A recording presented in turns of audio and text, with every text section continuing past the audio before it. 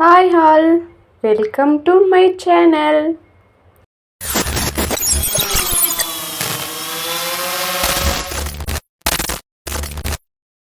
இன்னைக்கு நம்ம சென்னாங்குன்னி தொக்கு எப்படி செய்யறதுன்னு தான் பார்க்க போகிறோம்.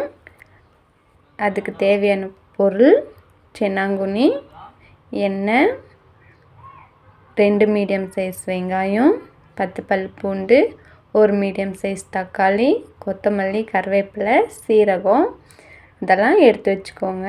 வாங்க எப்படி செய்யறதுன்னு பார்ப்போம்.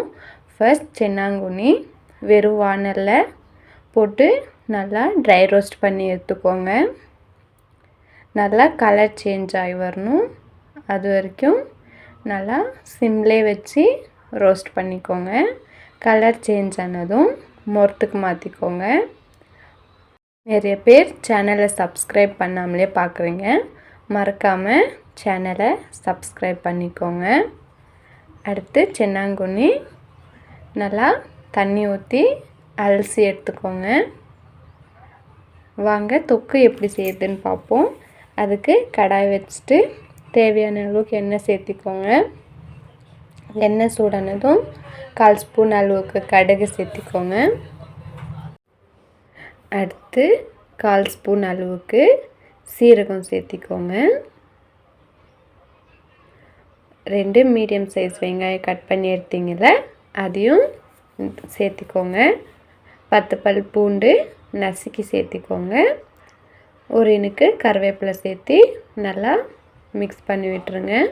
வெங்காயம் கலர் சேஞ்ச் ஆனதும் தக்காளி, ஒரு மீடியம் சைஸ் தக்காளி கட் பண்ணி சேர்த்திக்கோங்க. இந்த மாதிரி சின்ன சின்னதாக கட் பண்ணிங்கன்னா சீக்கிரமாக மேஷ் ஆகும். தக்காளி நல்லா மேஷ் ஆனதும் மசாலா ஆட் பண்ணிக்கலாம். ஃபர்ஸ்ட் தேவையான அளவுக்கு சால்ட் சேர்த்திக்கோங்க. 2 ஸ்பூன் அளவுக்கு குழம்பு மிளகாய்த்தூள் சேர்த்திக்கோங்க. சேர்த்தி ஒரு வாட்டி எண்ணெயிலே மிக்ஸ் பண்ணி விட்டுருங்க. அடுத்து தேவையான அளவுக்கு தண்ணி சேர்த்திக்கோங்க.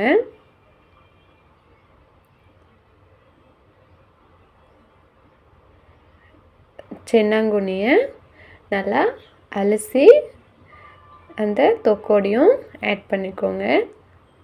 தண்ணி நல்லா கொதித்ததும் ஆட் பண்ணுங்கள்.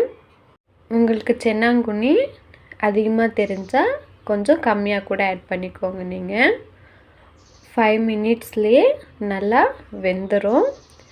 வெந்ததும் கொத்தமல்லி தூவி இறக்கிட்டிங்கன்னா டேஸ்டியான சென்னாங்குன்னி தொக்கு ரெடி ஆகிடும். நான் இன்றைக்கி இதை களியோட வச்சு சர்வ் பண்ணேன். டேஸ்ட் உண்மையிலே செம்மையாக இருந்துச்சு. நீங்களும் உங்கள் வீட்டில் ட்ரை பண்ணிட்டு எப்படி இருந்துச்சுன்னு கமெண்டில் சொல்லுங்கள். இந்த டிஷ் உங்களுக்கு பிடிச்சா மறக்காமல் லைக் பண்ணிக்கோங்க. அடுத்து என்ன டிஷ் பண்ணலான்னு கமெண்டில் சொல்லுங்கள். தேங்க்ஸ் ஃபார் வாட்சிங். நெக்ஸ்ட் வீடியோவில் சந்திப்போம்.